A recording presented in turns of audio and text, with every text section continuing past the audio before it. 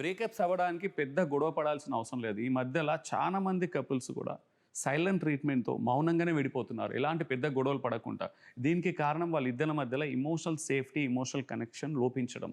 అంటే ఒకరికొకరు భావోద్వేగంగా దూరం అయిపోతారు. వాళ్ళ ఎమోషన్స్ పంచుకోలేనంత స్థాయికెళ్ళిపోతారు.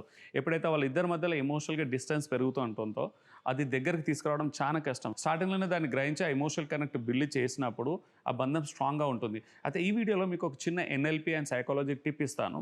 ప్రతిరోజు మీ లైఫ్ పార్ట్నర్‌కి ఏదో ఒక సందర్భంలో ఒక చిన్న అప్రిషియేషన్ అంటే జెన్యూన్ అప్రిషియేషన్ ఇవ్వండి. ఎగ్జాంపుల్ వైఫ్‌కి ఈరోజు వంట బాగా చేశారు. లేకపోతే ఏదో ఒకటి అప్రిషియేషన్. భర్తకు కూడా ఏదైనా ఒకటి జెన్యూన్ కనపడాలి. ఒక చిన్న అప్రిషియేషన్. కొంతమంది అయితే తన లైఫ్ పార్ట్నర్‌కి అప్రిషియేట్ చేయని సందర్భాలు నెలలు, సంవత్సరాల తరబడి కూడా అప్రిషియేట్ అంటే మెచ్చుకోని సందర్భాలు ఉన్నాయి.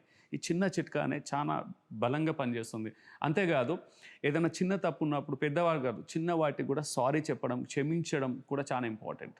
సారీ చెప్పండి. అలాగే మీ లైఫ్ పార్ట్నర్ నెగెటివ్ ఎమోషన్‌లో కొంచెం బాధలో ఉన్నప్పుడు ఆ బాధని ఓదార్చండి. ఆ బాధను పంచుకోండి మీరు. అవును కదా! నీ బాధ నాకు అర్థమవుతుందని భుజం తట్టి చిన్నగా బాధని ఎంపతి అంటాం కదా! ఎంపతి చూయించినప్పుడు మీ మధ్యలో సైలెంట్ ట్రీట్మెంట్ కాదు కదా! అసలు ఎమోషనల్ కనెక్ట్ స్ట్రాంగ్‌గా ఉంటుంది.